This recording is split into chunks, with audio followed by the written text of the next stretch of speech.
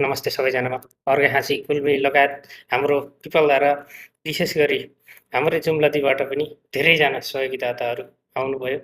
विपदको बेलामा राज्यलाई सहयोग गर्नुपर्छ भनेर आफ्नो तर्फबाट शक्तिअनुसारको सहयोग गरी राज्यलाई ठुलो टेवा पुर्याउनु भएको छ। दुखी पीडितसम्म यथाशीघ्र पुगोस् यो आर्थिकले उहाँहरूको काँसपास कपास र चुलो बल्नका लागि ठुलो भूमिका खेल्ने कुरामा हामी विश्वस्त पनि छौँ।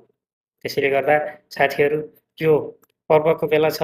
यो पर्वको बेलामा थोरै आफ्नो खर्च कटौती गरेर, कतिले जन्मदिन कटौती गरेर, कतिले दर खाने कार्यक्रमहरू घटाएर आफ्नो तर्फबाट सक्ने अनुसारको सहयोग गर्नुभएको छ।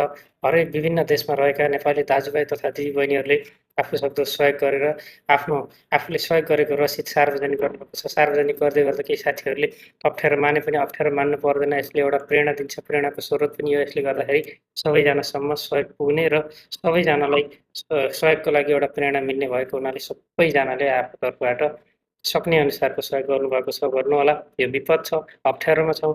नागरिक अप्ठ्यारोमा पर्दा हामी पनि अप्ठ्यारो महसुस गरेका छौँ। सबैजनाले सक्ने अनुसारको सहयोग गरेर आफ्नो मानवीय धर्म निर्वाह गर्नुहोला।